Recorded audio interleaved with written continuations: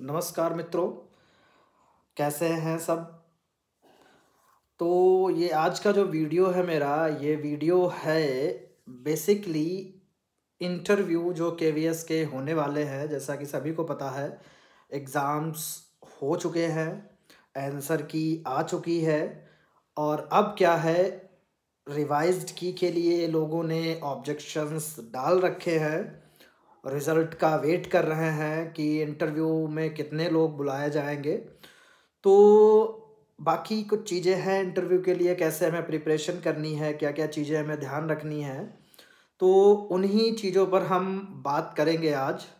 कुछ पॉइंट्स कई दिनों से मैंने मतलब जैसे लोग पूछ रहे थे, वो मैंने नोट कर रखे हैं कि क्या-क्या क्वेरीज़ बनती हैं, कैसे आप लोगों को हेल्प आउट किया जा सकता है, कैसे मतलब आप लोगों की जो नर्वसनेस है, जो फ़ियर है, उसको दूर किया जा सकता है। बहुत सारी बातें आज इस वीडियो में हम कवर करेंगे।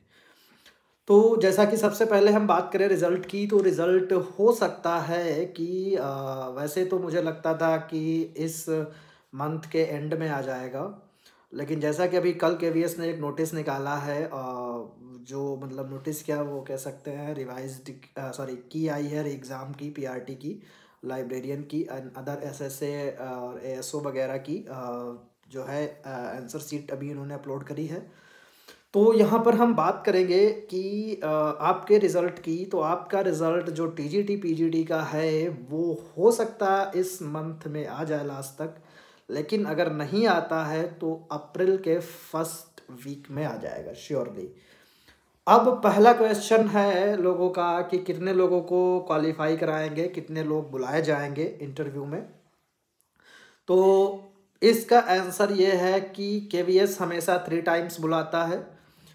और दूसरा एक क्वेश्चन है लोगों का कि कैसे ओवरऑल जितनी सीट्स हैं उनमें से क्वालिफाई कराएंगे, या फिर हो सकता है कि मतलब कैटेगरी वाइज रहेगा। तो यहाँ पे मैं बताना चाहूँगा कि जैसे होता क्या, जैसे कि जो अदर जो रिजर्वेशन वाली कास्ट होती हैं, ओबीसी एससी एसटी या फिजिकली हैंडीकैप्ड, मतलब इस तरीके के जो भी जिनका भी कोटा होता है, एक्स सर्विसमैन या जिनमें भी रिजर्वेशन होता है, तो ये करते क्या, जैसे कि दिन में जिन जिन वैकेंसीज़ में 2 स्टेप्स होते हैं, जो वैकेंसी 2 स्टेप में कंप्लीट होती है, 2 स्टेप का मतलब यहाँ पर है रिटन भी होगा, फिर इंटरव्यू या स्किल टेस्ट या मेंस या जो भी कराएं। तो अब यहाँ पर भी 2 स्टेप हैं इसमें, पहला स्टेप है रिटन, दूसरा है इंटरव्यू। तो ऐसी जितनी भी वैकेंसीज़ होती, जितने भी एग्ज़ाम्स होते हैं, उनमें होता क्या है कि जो रिज़र्वेशन मिलता है कैंडिडेट को, वो मिलता है सबसे लास्ट वाले स्टेप में। मतलब कि रिटर्न में कोई रिजर्वेशन नहीं मिलता है। अब उसको ऐसे हम समझा सकते हैं कि मान लीजिए अगर जैसे कि कोई जैसे टीजीटी की मैं बात कर रहा हूँ, टीजीटी इंग्लिश की या पीजीटी इंग्लिश की।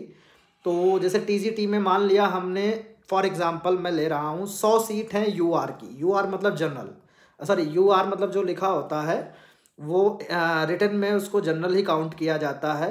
फिर मान लीजिए 27% रिजर्वेशन हो गया आपका ओबीसी का, उनकी कुछ सीट है।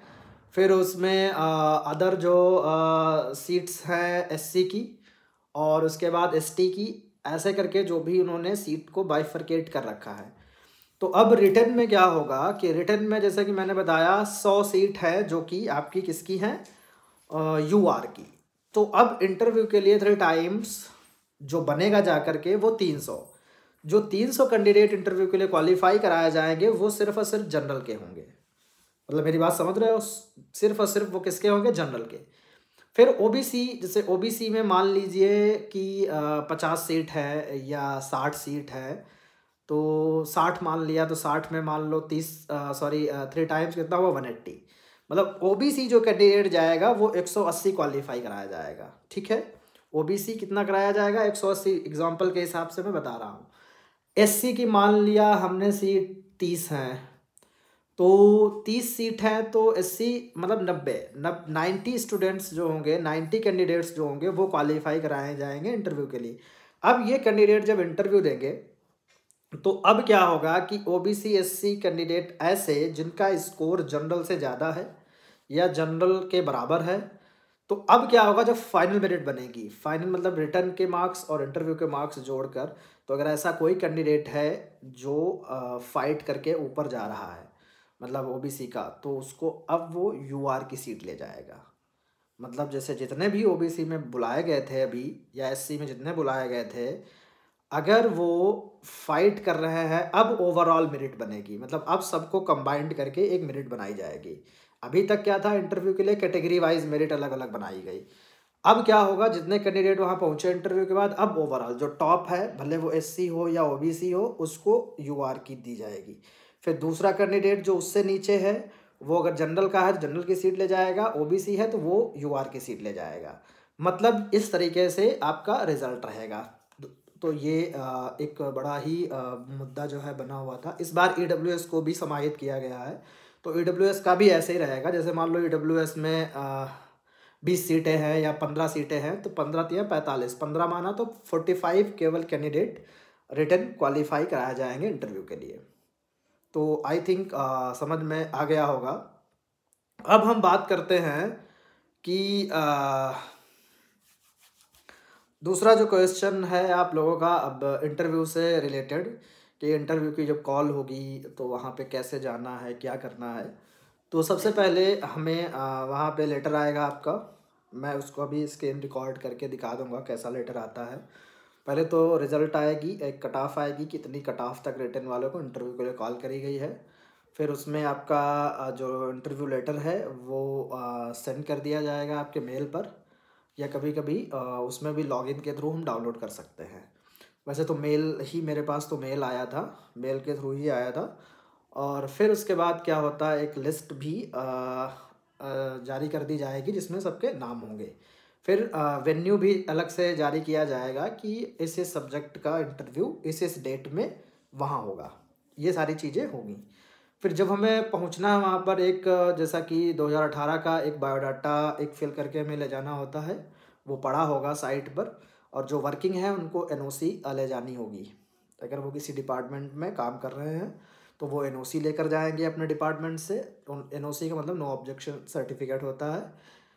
और फिर उसके बाद जो बायोडाटा है उसको 5 प्रतियों में भरना है। अब वो बायोडाटा का रोल बहुत ज़्यादा होता है, क्योंकि उसमें हमारा नाम, हम कहाँ से बिलोंग करते हैं, हमारा एक्सपीरियंस, हमारे एकेडमिक क्वालिफिकेशंस, और उसमें कुछ हमें अपने बायो में लिखना पड़ता है कि why do you want to be a teacher, या आपको ही क्यों, आप अपनी जो है एलिजिबिलिटी को कैसे प्रूव करेंगे, या आप अपने आप को ही क्यों, आपकी जो सूटेबिलिटी है, जो कैसे सूटेबल मानते हो, तो वो डिस्क्राइब करना होता है। तो ये थोड़ा सा हमें ध्यान से भरना पड़ता है। और हमेशा रियलिस्टिक रहो, क्योंकि ये जो हम भरते हैं बायोडाटा, यही जो 5 प्रतियों में होता है, जो पैनल होता है उसके पास भी यही बायोडाटा जाता है। तो वो बायोडाटा देख के कम से कम 2 से 3 क्वेश्चन तो वो करता ही है बायोडाटा से। और मान लो आपने कुछ फेक भर दिया जो बिल्कुल आपकी पर्सनालिटी से मैच नहीं करता है, तो उसका नेगेटिव इंप्रेशन जाता है। तो इसके तहत मैं ये बताना चाहूँगा कि आप जो भी जवाब दें वहाँ पे बिल्कुल आप रियल रहें। मतलब कुछ भी झूठ मत बोलें उनसे, क्योंकि झूठ जो होता है वो इतने एक्सपर्ट होते हैं, क्योंकि उसमें एक साइकोलॉजिस्ट भी बैठता है, 4 लोग बैठते हैं वैसे। पीआरटी में भले पीआरटी में 3 आई थिंक बैठते थे, टीजीटी पीजीटी में 4 बैठते हैं। तो एक होता है सब्जेक्ट एक्सपर्ट, एक जो आपका जीएस वगैरह नॉलेज चेक करता है, एक जो है आपका एक्स्ट्रा करिकुलर एक्टिविटी से, और एक जो साइकोलॉजिस्ट होता है। तो ये आपकी पर्सनालिटी को देखते हैं, हाव भाव देखते हैं आपके, वो उनको पता चल जाता है कौन सी बात आप झूठ बोल रहे हो। तो यहाँ पे हमें झूठ बिल्कुल नहीं बोलना है, चीज़ों को हमें बना के नहीं बोलना है, बनावटी बिल्कुल नहीं होना है, रियलिस्टिक रहना है। तो वही सारी चीज़ें हमें अपने बायोडाटा में लिखनी है। या अगर आपने बायोडाटा में कोई ऐसी चीज़ डाल दी है जो आपसे मतलब आप नहीं करते हो लेकिन आपने डाल दी, तो फिर उसके बारे में पढ़ के जाइए आप, क्योंकि उससे क्वेश्चन उनका ज़रूर ही रहता है, क्वेश्चन वो पूछते हैं उससे। तो ये थी बायोडाटा की बातें। अब हम, हाँ, तो फिर जब आप पहुँचेंगे वहाँ पे, आपका एक तरफ एक रूम में वेरिफिकेशन होगा। मतलब आपका जो डॉक्यूमेंट्स हैं वो सारे चेक किए जाएंगे। फिर आपको एक बता दिया जाएगा कि आपका जो नंबर ये है, और आपका रूम भी बता दिया जाएगा कि ये रूम आपका है, इस रूम में आपका इंटरव्यू होगा। तो वहाँ पे एक एम्प्लॉई होता है 4th क्लास, वो आपको ले जाएगा और जिस रूम में इंटरव्यू चल रहा होता है तो उसके बाहर आप खड़े होंगे, क्योंकि पहले एक कैंडिडेट का ऑलरेडी वहाँ पे हो रहा होगा, तो आपको बाहर वो वहाँ पे ले जाके, वैसे तो स्टूल भी मिलता है बैठने को भी बोल सकता है कि आप बैठिए, वेट करिए, जब अंदर वाला कैंडिडेट बाहर आए तब आपको वो बोलेंगे। अब वैसे मैंने अपना एक्सपीरियंस शेयर किया है, मेरा मतलब पढ़ा है, तो मैं अपनी चीज़ें नहीं बता रहा हूँ यहाँ पर, मैं वो चीज़ें बता रहा हूँ, हो सकता है जो मैंने गलतियाँ करी थी और कौन सी ऐसी चीज़ें थी जिनसे वो ज़्यादा इम्प्रेस हुए थे, वो आपको भी ध्यान में रखनी है। तो बस मेन मोटो यही है मेरा, क्योंकि हम कई बार क्या होते हैं, दूसरों के एक्सपीरियंस से सीखते हैं, और सीखना तो एक लाइफ लॉन्ग प्रोसेस है, वो तो हम लोगों को पता ही, टीचिंग में हम लोग पढ़ते हैं और हमेशा सीखते रहते हैं। तो जैसे जब आप वहाँ पे फिर जब आपको वो बुलाएंगे अंदर, तो सबसे पहले आपको मे आई कम इन कहना है, मे आई कम इन मतलब परमिशन लेनी है। और मे आई कम इन की अगर हम बात करते हैं यहाँ पर, तो थोड़ा सा एक क्वेश्चन आया था कि लैंग्वेज को लेकर के, मैंने लिख भी रखा है कि लैंग्वेज कौन सी हमें यूज करनी है, चलो इसको भी मैं कवर करे दे रहा हूँ। लैंग्वेज का रहता है, जैसे जो इंग्लिश के कैंडिडेट हैं, मतलब जो टीजीटी इंग्लिश या पीजीटी इंग्लिश के लिए जा रहे हैं, तो उनको मैं यही कहूँगा कि वो इंग्लिश में ही बोलें, क्योंकि आप इंग्लिश के टीचर बनने जा रहे हो, इंग्लिश एज ए आपको इंग्लिश टीचर वो अपॉइंट करेंगे, तो इतना तो वो आपसे एक्सपेक्ट करते ही हैं कि आप इंग्लिश बोलें। हालांकि केवी का कल्चर बाइलिंगुअल भी चलता है, बट इंग्लिश वाले को मतलब ऐसा कोई मतलब वो नहीं है कि वो इंग्लिश उसको छूट हो कि वो अदर कोई लैंग्वेज बोल सके। तो यहाँ पे हमें खासकर वो कैंडिडेट जो इंग्लिश की प्रिपरेशन कर रहे हैं, तो वो इंग्लिश में ही बोलें वहाँ पर। पीआरटी वाले चाहें तो हिंदी में बोल सकते हैं, या कोई अन्य सब्जेक्ट का कोई है, टीजीटी का, एसएसटी है, साइंस है, वो बोल सकता है, कोई ऐसा इश्यू नहीं है। तो ये हुआ लैंग्वेज का।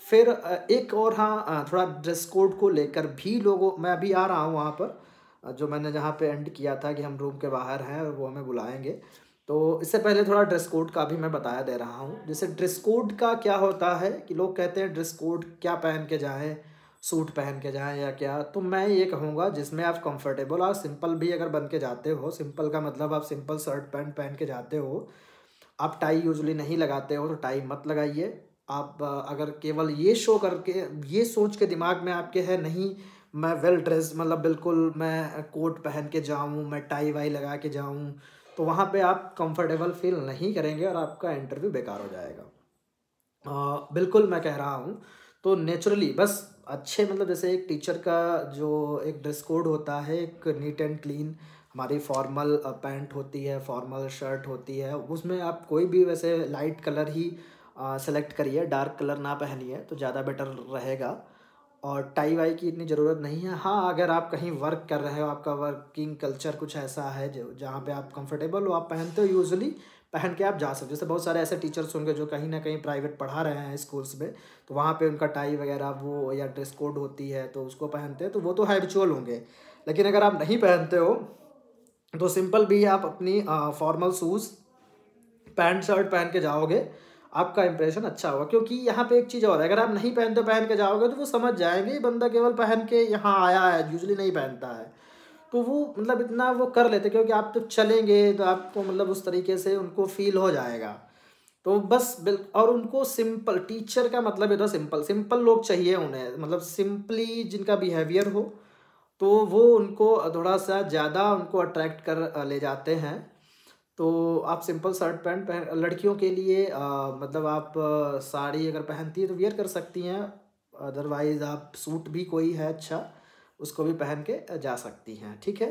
तो ये थी बात है। अब हम कहाँ पे थे, हाँ, हम परमिशन लेंगे उनसे, मैं आई कम इन, या क्या मैं अंदर आ सकता हूँ, उसके बाद वो बोलेंगे यस कम इन, ठीक है आइए। तो जब आप जाएंगे तो जो पैनल बैठता है, जहाँ पे 4 लोग बैठे हुए हैं, सामने एक टेबल पड़ी होती है, उसके उधर चेयर पड़ी है आपके बैठने के लिए, तो वहाँ पे जाके डायरेक्टली हमें नहीं बैठना होता है, ठीक है। हम जैसे बहुत से लोग हैं, उन्होंने एक बार परमिशन ले ली, मे आई कम इन, फिर उसके बाद गए और सीधे बैठ गए जा करके, नहीं, हमें जाना है वहाँ पे, उनके सामने जाके रुकना है। हालांकि वो इतना टाइम देते नहीं है, वो तुरंत जैसे आप पहुँचोगे बोल देते हैं कि हैव ए सीट प्लीज़, या चलिए बैठिए, ठीक है, वो ऐसे बोल देते हैं जैसे आप पहुँचोगे। लेकिन अगर नहीं भी बोलते इन केस, आप जाके वहाँ पे रुक जाइए, तो उनमें से 4 में से कोई ना कोई बोलेगा आपसे कि सर हैव ए सीट। तो जब हम बैठते हैं, ठीक है, उसके बाद थैंक यू बोले। थैंक यू बोलने के बाद अब क्या है, यहाँ पे एक चीज़ मैं बता रहा हूँ, जैसे जो चारों लोग हैं, चारों लोगों की तरफ हमें देखना है। मतलब ऐसे करके जैसे हमारे सामने बैठे हैं, तो हम ऐसे चारों लोगों को देखेंगे, ठीक है, जब तक वो कोई क्वेश्चन नहीं करते हैं। और फेस में स्माइलिंग रखनी है, और हमें बिल्कुल फ़ील नहीं कराना है कि हम डरे हुए हैं। डर को आप बाहर रख के जाइए, और ऐसा डरने वाला कुछ होता भी नहीं है वहाँ पर। 2 चीज़ें मैंने अपने पहले वीडियो में बताई हैं, उसको आप देख सकते हो। कि क्या है कि जब आप घर से ये सोच के निकलोगे कि मैं जा रहा हूँ एक मतलब हमारा ऐसे ही किसी कुछ ऐसे हमारे हमसे बड़े कुछ ऐसे एक्सपर्ट्स हैं जिनसे मेरा एक आमना-सामना होगा, मैं बात करूँगा उनसे, कुछ चीज़ें मैं उनके बारे में जानूँगा, कुछ चीज़ें मैं अपनी बताऊँगा। जब ये सोच के आप जाओगे, और बिल्कुल ये मत लीजिए अरे पता नहीं क्या होगा वहाँ पे जो है कैसे क्या रहेगा, तो इसको बिल्कुल दूर रख दीजिए। अब आराम से जाइए, जैसे हम बात करते हैं जनरली जो हमारे कुछ ऐसे होते हैं लोग हमारे आस-पास जो सम्मानित होते हैं, उनसे हम जिस टोन में बात करते हैं, जैसे बात करते हैं, कुछ चीज़ें सीखते हैं, वो चीज़ें जब ध्यान में रखोगे, तो वहाँ पे इस तरीके से आप पहुँचिए। और जो वो जवाब दे, सॉरी, जो वो क्वेश्चन पूछ रहे हैं उसका मतलब एक सिंपल और काम होकर के आप रिप्लाई दीजिए। अब यहाँ से शुरू होता है खेल, जब आप पहुँचोगे वहाँ पे तो लोगों को होता है वो पूछेंगे क्या। तो जब हम बैठते हैं तो जैसे देख रहे हैं हम चारों लोगों की तरफ, तो उसमें क्योंकि बायोडाटा होता है, तो ऐसे करके बायोडाटा देख रहे होते हैं। तो जैसे मान लो आपका नाम है, जैसे मान लो मेरा ही नाम है, तो जनरली अच्छा जी त्रिपाठी जी, तो आपने ये कर रखा है, मतलब वो आपकी एकेडमिक क्वालिफिकेशन देखेंगे, मतलब जनरली बायोडाटा देखते हैं। तो पहले तो पूछेंगे चलिए गिव मी योर इंट्रोडक्शन या इंट्रोड्यूस योरसेल्फ। सबसे पहला क्वेश्चन ही कॉमन है। अब ये इंट्रोडक्शन ही डिसाइड करता है कि हम किधर जाना चाहते हैं, किस डायरेक्शन में हम ले जाना चाहते हैं उनको, या क्या हमारा एरिया है। तो ये चीज़ थोड़ी हमें ध्यान रखनी है। जब वो इंट्रोडक्शन के लिए बोलें, तो सबसे पहले हमें अपना पर्सनल से प्रोफेशनल या एकेडमिक कह सकते हो, उस पे आना होता है। पर्सनल का मतलब हमें सबसे पहले नाम बताना कि my name is this, my father's name is this and I belong to from this place, ऐसे करके सारी चीज़ें। फिर आप जो है अपने एकेडमिक्स पे आते हो। 10 से शुरू करिए कि sir I have completed my 10th in this year and secured this marks, and when you talk about my intermediate in this year I have completed and I, अगर आपने कुछ ऐसा अचीवमेंट किया है वहाँ पर, कोई ऐसे एरिया में कुछ अच्छा आपने किया है, कुछ एक्स्ट्रा भी किया है, जैसे हालांकि 10-12 तक होते हैं बच्चे करते हैं, उसमें भी अच्छा करते हैं, और ग्रेजुएशन में या पोस्ट ग्रेजुएशन में कभी भी आपने कुछ ऐसा किया जिसमें आपने कोई स्पोर्ट्स में कोई एक्टिविटी में पार्टिसिपेट किया जहाँ पर आपका कुछ आपको प्राइज़ मिला है, तो उसको ज़रूर आप मेंशन करिए, ठीक है। इस तरीके से हम आपको इंट्रोड्यूस करेंगे अपने आप को, क्योंकि इसका क्या होता है, इसका पॉजिटिव थोड़ा सा आउटलुक बन जाता है। जैसे कि मान लो हमने कहा कि हमने जब मैं मान लो while I was doing my B Ed या माय डूइंग ग्रेजुएशन या post graduation, I have participated in that competition and got that rank और प्राइज, इस तरीके से आप बता सकते हो उनको। तो जब बताओगे, इसलिए बताना ज़रूरी होता है क्योंकि एक तो क्योंकि आप वहाँ पे हो, तो ऐसे तो वो उनको नहीं पता है कि आपने क्या, आपके क्या अचीवमेंट्स हैं। जब हम बताएँगे तभी उनको पता चलेगा। फिर उससे एक ये भी रहता है कि जब आपने बताया तो उसके बारे में पता भी होना चाहिए। जैसे कि आपने स्पोर्ट में बता दिया, क्रिकेट में हमने ये टूर्नामेंट जीता था या वॉलीबॉल में जीता था, या हमने कोई सिंगिंग एक्टिविटी करी थी, उसमें प्राइज़ मिला था, या हमने कोई डिबेट कंपटीशन किया था, मतलब उसमें पार्टिसिपेट किया था, तो उसमें हमें ये रैंक मिली थी। तो वो उससे ज़रूर पूछेंगे क्वेश्चन। तो उससे क्या होता है कि उनको अब एरिया मिल गया। अब वो उससे कुछ मतलब कम से कम 2-3 मिनट आपका उसमें टाइम कंज्यूम होगा, तो ये आपके लिए बेनिफिशियल है। तो उन्होंने पूछा कि जैसे भाई ठीक है, आप जैसे डिबेट में बता रहे हो, डिबेट में आपका क्या टॉपिक था, आप कैसे आपने किया था, या स्पोर्ट्स में आप क्रिकेट में बताया तो क्रिकेट के बारे में पूछ लेंगे, क्रिकेट में ये क्या होता है, डिफरेंट टाइप्स की जो चीज़ें होती हैं वो उनको आपसे पूछ सकते हैं, ठीक है। तो वो हमें पता होना चाहिए, ठीक है। जैसे कि कोई कोई भी स्पोर्ट XYZ आप बता रहे हो, मतलब कुछ भी आप NCC आपने किया, NSS किया, तो उसके बारे में वो ज़रूर पूछेंगे कि ये होता क्या है, इसमें आपने क्या किया, कोई इसमें टर्मिनोलॉजी है, उसके बारे में पूछ लेंगे। मतलब क्या, हमने उन्हें चांस दिया कि वो इस एरिया से क्वेश्चन करें, ठीक है। तो ये एक ओवरऑल हो सकता है। फिर हम वो जैसे फिर पूछेंगे, आपसे ज़रूर पूछते हैं मोस्टली कि क्या आपका कोई टीचिंग एक्सपीरियंस है, do you have any teaching experience, मतलब ये क्वेश्चन है ही, पूछते हैं। तो अगर आप कहीं पढ़ा रहे हो तो बेटर है, नहीं पढ़ा रहे हो तब भी कोई बात नहीं है। और अगर आप जैसे किसी स्कूल में हो तो ठीक है, ट्यूशन्स भी दे रहे हो तब भी मतलब उसे बताना ज़रूर है। अगर आप कुछ कर रहे हो, नहीं कर रहे हो तो छोड़ दो उसे, नहीं कर रहे हो sir, no I do not have any teaching experience, I am beginner, I am learner, ऐसे करके आप उसका जवाब दे सकते हो। तो अब जैसे मान लो हमने टीचिंग का बताया या नहीं भी बताया तब भी वो पूछेंगी कि जैसे कि ठीक है, suppose I appoint you as a teacher, तो how will you teach the student literature, या पोएम कैसे पढ़ाएंगे आप। तो ये पीजीटी टीजीटी वालों के लिए मैं बता रहा हूँ, पोएम कैसे पढ़ाएंगे आप। तो हमें बताना है कि हम जो है इस तरीके से उसको इंट्रोड्यूस करेंगे। तो उनमें बहुत सारी चीज़ें हमें ध्यान में रखनी है, जैसे कि जब हम कोई पोएम पढ़ाने जाते हैं तो पोएम के बारे में जो टाइटल होता है वो हम बताएंगे बच्चों को। फिर टाइटल से सीधे हम इंट्रोडक्शन पे लाएंगे, इंट्रोडक्शन से हम उसको टीचर से भी रिलेट पोएट से भी रिलेट करेंगे, पोएट के बारे में थोड़ा सा बताएंगे, वो किस एज में उसने लिखा क्या। तो ये एक मतलब थोड़ा सा ओवरऑल हमारा जो भी चीज़ें हमें आती हैं, नॉलेज है, वो हम उनको बताएंगे चीज़ें। अब जैसे फॉर एग्जांपल पीजीटी के लिए उन्होंने पूछ दिया, वैसे एनसीईआरटी से ही पूछेंगे, पूछ दिया उन्होंने कि चलो माई मदर एट 66 आप पढ़ाइए कमला दास की। तो जब कमला दास को आप पहले कमला दास के बारे में इंट्रोड्यूस कर दीजिए, फिर उस पोएम का टाइटल है जो कमला दास के बारे में हम बताते हैं। अब जैसे यहाँ पे क्या है, कमला दास का अगर पूछ दिया तो हम कैसे करेंगे कि वो जो हम चाहें वही पूछें। तो उसमें आप डाल दीजिए कीवर्ड की कमला दास वाज एन ऑटोबियोग्राफिकल पोएट और कन्फेशनल पोएट। अब जब कन्फेशनल आप बोलोगे तो ऑब्वियसली वो पूछेंगे कि कन्फेशनल भाई क्या होता है। तो कन्फेशनल एक मूवमेंट चला था, उसके बारे में आप पढ़ लीजिए। तो वो बता दीजिए कि उसमें अमेरिकन पोएट जैसे आपकी हुई हैं सिल्विया प्लैथ हुई हैं, उन्होंने लेडी लेज़रस लिखी है, डैडी लिखी है, बहुत सारी पोएम्स। अब कन्फेशनल पोएट होता क्या है, तो ये सारी चीज़ें उनको आप बता दीजिए। फिर उसका थोड़ा बहुत समरी जैसे उस पोएम में है क्या, उस पर आप आएंगे। फिर उस किस चीज़ से कंपेयर किया है, जब आप इंट्रोड्यूस करेंगे और एक्सप्लेन करने की कोशिश करोगे तो वो समझ जाएंगे हाँ you have an idea about that. तो इस तरीके से हम ये आपका वाइवा मतलब जो इंटरव्यू, उसके बाद डेमो पे अभी मैं नहीं आया हूँ, डेमो पे मैं बाद में आऊँगा। तो ऐसे करके हमें ये इंट्रोड्यूस करना है। तो ये मैंने कुछ पॉइंट्स लिखे थे, तो जैसे कि पहला हाउ टू ग्रीट वो मैंने कवर कर लिया, बायोडाटा वो भी मैंने आपको बता दिया, ड्रेस कोड वो भी बता दिया, इंट्रोडक्शन भी मैंने बता दिया, ठीक है। फिर लैंग्वेज भी मैंने बता दी। इंग्लिश वालों के लिए तो इंग्लिश ही मस्ट है, अदर कोई सब्जेक्ट है तो वो बाइलिंगुअल हो सकता है। लिटरेचर का जैसे पोएम मैंने एग्जांपल दे ही दिया, माई मदर एट 66 का, इसको आप ऐसे ले जा सकते हो अपने एरिया में। अब जैसे अपने एरिया में ले जाने का मतलब मैं इसलिए कहता हूँ कि आप कुछ तैयार करके जाइए। जैसे कि मान लो उन्होंने पूछ दिया आप क्या पढ़ के आए हो, या आपने क्या किस में आपकी अच्छी कमांड है, तो वो आपसे ही निकलवाएंगे। तो आपने कहा ग्रामर, लिटरेचर, जो भी आपने बताया, ग्रामर है तो ग्रामर में क्या टॉपिक भाई आपने पढ़ा, तो वही टॉपिक पढ़ के जाइए जिसमें लगता है आप कॉन्फिडेंस आपका अच्छा हो।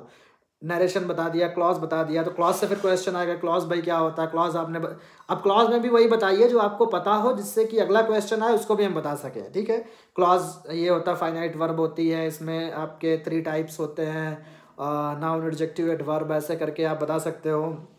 Sorry subordinate, main clause, subordinate के 3 पार्ट्स होते हैं। तो ऐसे करके आप बता सकते हो उनको, तो उनको लगेगा इसमें कुछ ऐसा पूछने वाला, तो पूछ लेंगे, आप उसका आसानी से जवाब दे सकते हो। कब?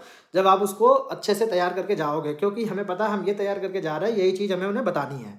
तो ये थोड़ा सा ध्यान में रखिए, ठीक है। लिटरेचर का तो मैंने अभी बताया ही, पोएम का है, या लिटरेचर में मान लो कोई राइटर पूछ दिया, कोई ऑथर पूछ दिया, शेक्सपियर, मिल्टन, या जो भी है, जो भी आपको लगे जिसमें आप कॉन्फिडेंट होकर के कह सको, बता सको, तो वही आप बताइए। वर्ड्सवर्थ को लेना है उसको बता दीजिए, या कोई अलग कोई इंडियन राइटर आपको पसंद है बेहद, या आपने उसके बताना चाहते हो कि अब मैं थोड़ा अलग बताऊंगा, जैसे शेक्सपियर वगैरह सभी बताते हैं, वर्ड्सवर्थ सभी बताते हैं, मिल्टन सभी बताते हैं, तो इंडियन राइटर एक देख लीजिए कि सर मैंने ये लिटरेचर पढ़ा। अब इंडियन राइटर में जब आप किसी का नाम लोगे, चाहे मुल्कराज आनंद हो, चाहे कमला दास हो, चाहे आपके R.K. नारायण हो, जब इनकी बात करोगे तो उनके बारे में आपको पता होना चाहिए किस एज में उन्होंने लिखा, राइटिंग स्टाइल क्या थी उनकी, थीम यूजुअली वो क्या रखते थे, किस चीज़ पे वो वर्क करते थे, क्या उनका मैसेज रहता था, टोन कैसी रहती थी, कोई उनके इंपॉर्टेंट वर्क, तो ये सब आपको पता होना चाहिए जो हम बताएंगे।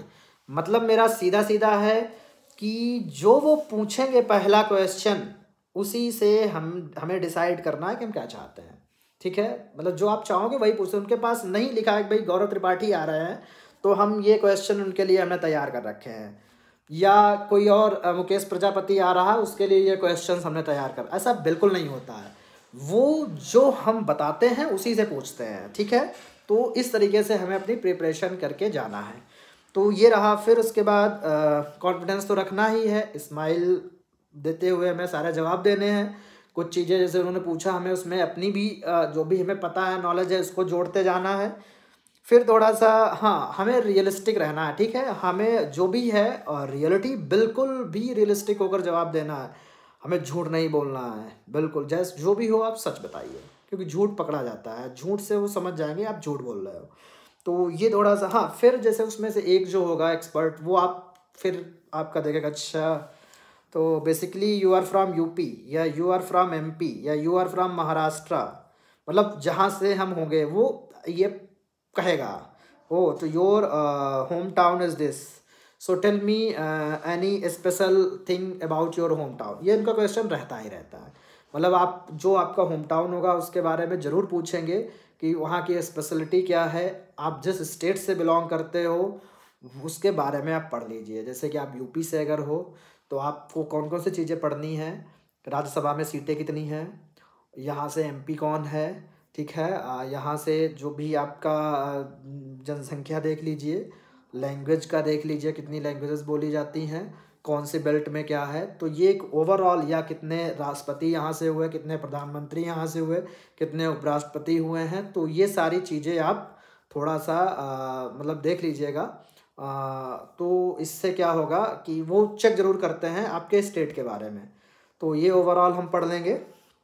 फिर उसके बाद अगला जो है फिर एक क्वेश्चन उनका जो उनके जो क्वेश्चंस रहते हैं वो एक तो एक्स्ट्रा करिकुलर एक्टिविटी पे फेमस करते हैं।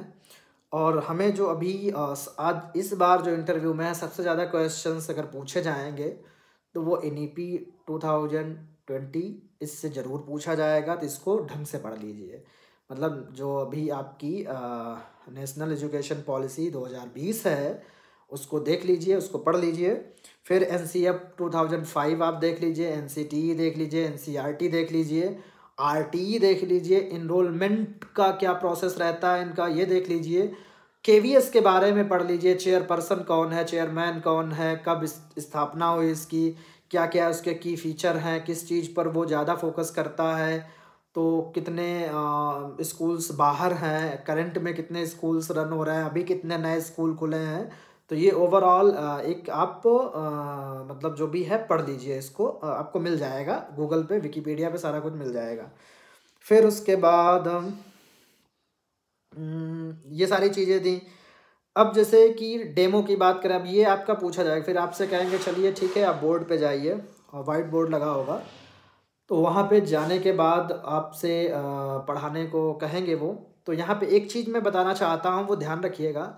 वो चीज़ ये है कि जैसे कि बहुत सारे कैंडिडेट्स के माइंड में डाउट है कि सर क्या वहाँ पे बच्चे बैठे होंगे, उनके थ्रू डेमो लेंगे, या क्या सर हमें अपना टीचिंग लर्निंग मटेरियल ले जाना होगा, या मतलब वहाँ पे चाक डस्टर ये सारी चीज़ें होंगी। तो इस पे मैं थोड़ा क्लियर कर दूं। वहाँ पर जो डेमो होगा वो वही एक्सपर्ट बैठे होते जिस रूम में, वही आपका लेंगे। कोई स्टूडेंट नहीं होता, ये नहीं कि आपको किसी क्लास में भेज दें स्टूडेंट की, बिल्कुल नहीं होता है। मतलब तो इससे ये क्लियर है कि ये मत सोचिए कि जैसे कि B.Ed या BTC में जो हमारी ट्रेनिंग चलती है उसमें हम क्लास में हमें टीचिंग कराई जाती है, तो वो बिल्कुल नहीं है। ठीक है। दूसरा, TLM का टीचिंग लर्निंग मटेरियल कोई रिक्वायरमेंट नहीं होती है, मतलब कोई भी नहीं ले जाता है। आप खुद वहाँ पे अगर पहली बात तो आप अदर किसी उस सब्जेक्ट के हैं, प्राइमरी के हैं, तो वहाँ पे ही बहुत सारी चीज़ें ऐसी होती हैं उनको आप डिमॉन्स्ट्रेशन मेथड से पढ़ा सकते हो। और वैसे अगर हम अन्य किसी उसकी बात करते हैं सब्जेक्ट की, तो मतलब TLM की ऐसी कोई नीड नहीं होती है, और वाइट बोर्ड आपको मिलेगा वहाँ पर। दूसरी एक चीज़ है, अब हम डेमो कैसे करेंगे। वैसे जनरली दो टाइप के क्वेश्चन वहाँ होते हैं। पहला तो वो ये कहते हैं कि भाई आप क्या पढ़ के आए हो या किस में आपका ज़्यादा कॉन्फिडेंस है, क्या आप पढ़ा सकते हो। दूसरा वो खुद का टॉपिक देते हैं। अब जब आप पे डाल देंगे तो आपके पास ये रहता है कि आप जिस पे कॉन्फिडेंस आपको ज़्यादा है उसको आप चूज कर लीजिए, वहाँ पे उसको पढ़ाइए। नहीं है तो अगर वो अपना देते हैं तो वो भी सिंपल देते हैं, मतलब डरने की कोई बात नहीं, ऐसा नहीं कुछ और आपसे पूछ लेंगे। वो सिंपल उनके, जैसे इंग्लिश के लिए मैं बात करूँ तो इंग्लिश में, जैसे इंग्लिश वालों के लिए जो उनका फेवरेट टॉपिक है tense, direct indirect, active passive, clause, phrase, sentence या कभी कभी आर्टिकल्स, मतलब यही उनके फेवरेट टॉपिक्स हैं जिनको वो पढ़ाने को बोलते हैं। इनमें भी सबसे ज़्यादा जो रिपीट किया जाता है वो एक्टिव पैसिव और डायरेक्ट इनडायरेक्ट, ठीक है, उसको पढ़ाने को सबसे ज़्यादा वो बोलते हैं। तो अब हमें कैसे पढ़ाना है, हमें वहाँ पे अब यहाँ पे कौन कौन सी चीज़ों पे फोकस करते हैं वो, आपकी राइटिंग जो आप वाइट बोर्ड पे लिखोगे, आपका पोस्चर कि आप कैसे लिख रहे हो, किस साइड में होकर, ये तो नहीं बिल्कुल आप बोर्ड के सामने खड़े हो और उधर जो बैठा उनको दिख ही नहीं रहा, तो हमें साइड में होना है। मतलब कोई भी साइड आप कर सकते हो, चाहे इस साइड खड़े हो जाओ चाहे इस साइड खड़े हो जाओ, और फिर आप लिखिए ताकि उनको दिख सके ईजिली। और फिर उसके बाद सबसे पहले टाइटल हम लिखेंगे। टाइटल जैसे मान लो डायरेक्ट इनडायरेक्ट उन्होंने बता दिया कि आप डायरेक्ट इनडायरेक्ट पढ़ाइए, तो हम डायरेक्ट इनडायरेक्ट सबसे पहले, अब वहाँ पे हमें क्या करना है, हमें अब समझाना है उन्हें। मतलब जैसे बहुत सारे क्वेश्चंस है कि सर बच्चों को समझाना होगा तो बच्चों के उसमें हम चले जाएं, नहीं, मतलब ये गलती मत करिएगा। आपको उनको सेटिस्फाई करना है तो आप अपना लेवल वही रखिए। तो जैसे डायरेक्ट इनडायरेक्ट, अब जैसे बच्चे बहुत से लोग कहते हैं सर टॉपिक निकलवाना है, वो टीचिंग अलग है। बीएड बीटीसी में जो करते हैं इंट्रोडक्शन में टॉपिक निकलवाते हैं फिर वो करते हैं, वो एक अलग हो गया। यहाँ पे क्या करना, हमें डायरेक्ट लिखना है। सर पहले समझाना, sir direct first I would like to do what is direct sentence, फिर इनडायरेक्ट सेंटेंस आप की उसको कैसे करते हैं। मतलब यहाँ पे आप इंडक्टिव मेथड का यूज़ करिए कि इंडक्टिव मेथड क्या होता है। पहले एग्जाम्पल लिखते हैं, जैसे दोनों आपने एग्जाम्पल लिख दिए, फिर उनको बताना सर ये डायरेक्ट है ये इनडायरेक्ट है, what is the difference between these two. ऐसे करके आप प्रोसीड कर सकते हो आगे कि sir when two speakers make conversation face to face it is direct, and when the same thing is told to other third person it is indirect sentence, and there are certain rules of changing these sentences into direct into indirect। so ऐसे करके आप शुरू कर सकते हो उसको। Active passive को भी अगर आपको करना है तो एक्टिव पैसिव पहले बतानी है, सीधे चेंज नहीं करना, ठीक है। तो इंडक्टिव मेथड में सबसे पहले क्या होता है, हमें एग्जाम्पल लिखना होता है, फिर हम उस पर आते हैं, तो इसका आप यूज कर सकते हो। वो खुद यहाँ पे अब क्या चीज़ें क्लैरिटी होनी चाहिए, हम जो बोल रहे हैं, हमारी वॉइस न तो ज़्यादा तेज़ होनी चाहिए न धीमी, और वॉइस जो निकले वो उस पर कॉन्फिडेंस होना चाहिए, मतलब उनको लगे कि हाँ आप बच्चों को डील कर सकते हो। और डेमो में टीएलएम का मैंने बता ही दिया, टीएलएम इज़ नीडेड, राइटिंग मैंने बता ही दी, focusing on your delivery and speech, मतलब वही जो चीज़ आप एक्सप्लेन कर रहे हो उसको अच्छे से बताइए ताकि क्लैरिटी होनी चाहिए आपकी चीज़ों में, एक्सप्लेनेशन में। पोएम अगर पढ़ाने को बोल रहे हैं, कोई पोएम मान लो आप डेमो में कह दी कोई पोएम आप पढ़ाइए, तो डेमो में भी क्या करना है, हमें टाइटल लिखना है। अब वहाँ पे सबसे पहले टाइटल के बारे में हमें बताना है, चाहे पोएम हो चाहे चैप्टर हो। टाइटल के बाद हमें उसका इंट्रोडक्शन, फिर वो जो ऑथर हैं या पोएट हैं उनके बारे में भी हमें बात करनी, बच्चों को बताना है। तो ये सारी चीज़ें ऐसे करके फिर आपसे खुद, फिर आईसीटी से भी क्वेश्चंस रहते हैं, हो सकता है वहीं पे आपसे पूछे भाई आईसीटी का यूज़ क्या होता है एजुकेशन में। और फिर बहुत सारी चीज़ें ऐसी हैं कि आप कैसे टीचिंग लर्निंग प्रोसेस को और बेटर बना सकते हो, वो आपका ओपिनियन ले सकते हैं। मतलब सिचुएशनल बेस्ड भी रहते हैं क्वेश्चंस। कई बार क्या है कि वो एक सिचुएशन दे दी कि एक बच्चा बहुत ज़्यादा एब्सेंट रहता है, आप उस सिचुएशन में क्या करोगे, तो ये ऐसे भी क्वेश्चंस उनके रहते हैं जो आपकी एप्ट थिंकिंग को चेक करने के लिए वो बोलते हैं। आपको कोई कंपटीशन कराना है, बच्चों को कैसे सेलेक्ट करोगे, आप कैसे हेल्प करोगे, आप स्कूल के बेटरमेंट के लिए क्या कर सकते हो, आप प्रिंसिपल की कैसे हेल्प करोगे, मतलब ये बहुत सारी चीज़ें वो एक ओवरव्यू लेने के लिए भी करते हैं। केवीएस में मतलब आप मतलब केवीएस को ही आपने क्यों सेलेक्ट किया, क्यों जाना चाहते हैं, आपको अगर दूर भेजा जाता है तो आप जाने के लिए रेडी होंगे या नहीं होंगे, तो ये बहुत सारी चीज़ें वो पूछते हैं। बाद में वो खुद बोल देंगे ठीक है ओके नाउ यू मे गो, तो जब वो ऐसा बोले तो थैंक यू बोल के हमें अपना चले आना है। फिर भी जब दरवाज़ा से बाहर दरवाज़ा बंद करना है तब भी हमें थैंक यू एक बार बोल देना है। तो ये सारी चीज़ें हमें थोड़ी ध्यान में रखती हैं। तो इन सारी बातों के बाद दो चीज़ें मैं कहूँगा, एक चीज़ लेकर आपको जानी है और एक चीज़ बाहर छोड़ के जानी है। लेकर क्या जाना है हमें अपना विश्वास, मतलब कॉन्फिडेंस। छोड़ के बाहर क्या जाना है अपना डर। अगर आप डर अपना बाहर छोड़ के गए और विश्वास लेकर गए तो कोई भी आपको केवीएस में इंटरव्यू में अच्छे नंबर दिलाने से नहीं रोक सकता। मैंने अपने इंटरव्यू दिए थे, एक मेरा टीजीटी का हुआ था मुंबई, जहाँ पर मैंने गलतियाँ करी थी। गलती मैंने ये करी थी कि जीएस के क्वेश्चंस जो उन्होंने पूछे थे वो मेरे गलत हुए थे। मतलब इवन आप इमेजिन नहीं करोगे, उस समय उन्होंने मुझसे उपराष्ट्रपति का नाम बोला था, पूछा था, जो है और जो है ऐसे बहुत सारी चीज़ें। मैं नर्वस हो गया था, मेरा नर्वस लास्ट में वो हो जाता है, क्योंकि वो जो है उन्होंने मैंने सारे के जवाब दिए अच्छे, बट लास्ट में जब उन्होंने जीएस पे आए, उन्होंने एक पहला क्वेश्चन किया वो मैंने नहीं बता पाया। फिर उन्होंने दूसरा बोला तो वो मुझे पता था, लेकिन जब पहला मैं नहीं बता पाया जीएस का तो मैं नर्वस थोड़ा-सा हो गया। तो उन्होंने कहा Gaurav ji, take water and drink it, it happens. फिर उन्होंने रिलैक्स किया, मुझे बोले होता है, होता है। जबकि वो नाम मुझे पता था और मेरी ज़ुबान पे नहीं आ रहा था। जैसे ही उन्होंने उसका टाइटल लिया तो मैं तुरंत बोला, मैंने कहा सर जी, जी, ये बोले हाँ, हाँ, ओके। तो ये थोड़ा जीएस का रहा था। मुझे फिर भी 40 मार्क्स मिले थे टीजीटी में। हालाँकि वहाँ पर भी मैं ये नहीं कहता, लोगों को 54 52 भी मिले थे, 56 भी मिले थे, लेकिन ऐसे कम मिले थे और ज़्यादातर लोगों को 20, 25, 26, 27, 28 ऐसे देके उन्होंने किया था, 36-32 तक। तो मतलब क्योंकि ऐसा होता ना कि जो मुंबई का पैनल है, मतलब स्पेशली इंग्लिश का, मतलब वो मैंने सुना भी था क्योंकि उससे पहले पीजीटी के इंटरव्यू हो चुके थे। तो उन्होंने भी जानकारी इकट्ठा करी थी और होता है ये कि वो इंग्लिश में कम नंबर देते हैं। मतलब ये है, मतलब अगर मुंबई में आपका आईआईटी पवई में पढ़ा तो फिर, लेकिन वो ख़ैर सबके लिए होते हैं। मतलब वो ऐसा नहीं है कि हमें कम देंगे, वो सबको फिर कम देंगे। मतलब जैसे कि मान लो एवरेज मार्किंग उन्होंने कर दी 45, 46, तो वो सबको दे रहे हैं। मतलब थोड़ा बहुत ऊपर-नीचे, जिसका बहुत अच्छा हो गया उसको 52-53 दे दिए। वो ऐसे होते हैं 5-6% कैंडिडेट। और जो है बाकी बीच में मतलब रखते हैं, 20-25% को 40 इसके अराउंड दे देते हैं।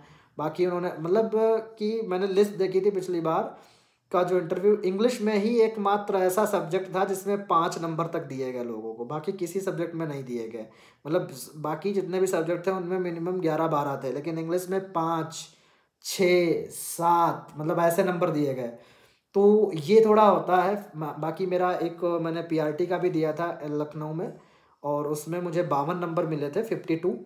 तो टीजीटी में 40 मिले थे और उसमें 52 मिले थे। तो जो भी एक मेरा एक्सपीरियंस रहा ओवरऑल वो मैंने शेयर किया। अब फिर उसके बाद मैंने पढ़ाया केवी में, मैं दोनों में मेरा हो भी गया था। मैंने वहाँ पे पढ़ाया 1.5 साल तक, फिर मेरा भी यूपी में हो गया। मेरे घर के पास में ही मेरी जॉइनिंग हो गई, तो मैंने वो रिज़ाइन कर दिया क्योंकि सेम ग्रेड पे में मैं अपने घर में हूँ इस समय। तो ये एक मतलब मेरा एक्सपीरियंस था, हो सकता है आपको थोड़ा बहुत सीखने को मिले इससे, इस वजह से मैंने बनाया। आप लोग देख सकते हो। बाकी एक मैं जैसे कि डेमो का लाइव मैं बना दूँगा, मतलब एक वीडियो, जैसे कोई टॉपिक उठाऊँगा, ग्रामर का या लिटरेचर का। वैसे तीनों में उठा लूँगा एक वीडियो में, ग्रामर का कोई टॉपिक, लिटरेचर में पोएम का, फिर प्रोज का। तीनों का एक मैं डेमो जो है 5-10 मिनट का, एक कैसे इंट्रोड्यूस करेंगे, कैसे करेंगे, वो मैं बना के अपलोड कर दूँगा। तो वो अलग से एक डेमो का हो जाएगा केवल, तो आप उसको देख सकते हो। बाकी मेरे जो मुझसे पूछे गए थे क्वेश्चंस मैंने वीडियो में बना रखे हैं, आप देख सकते हो, चैनल पे पड़े होंगे मेरे। ठीक है, तो नमस्कार, मिलते हैं नेक्स्ट वीडियो में, और ढेर सारा आशीर्वाद आप लोगों को। आप लोग सेलेक्ट होइए, जाइए, जॉब करिए। ढेर सारी शुभकामनाएँ। इसी के साथ मिलते हैं नेक्स्ट वीडियो में।